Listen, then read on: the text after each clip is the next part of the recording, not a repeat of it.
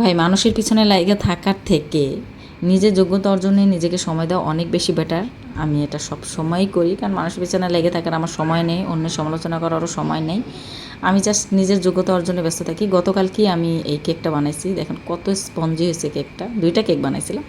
আর আজকে আমি আমার মেয়ের ড্রেস বানাইতে ব্যস্ত। কাপড়টা আমার মেয়ে পছন্দ করছে এবং ডিজাইনটাও আমার মেয়ের কাছ থেকে ধারণা নিয়ে নিছি যে কোন টাইপের ড্রেস সে পছন্দ করে। তো সে টপস পরতে বেশিরভাগ পছন্দ করে এবং টপসটাও কোন স্টাইলে হবে এটাও তার কাছ থেকে আলোচনার মাধ্যমে জেনে নিছি। একদমই নর্মাল ফ্রকের মতো, জাস্ট 2 সাইড দিয়ে আমি 4 ইঞ্চির মতো একটু বাঁকা করে কাটছি, মানে উপরের দিকে কাইটে নিছি।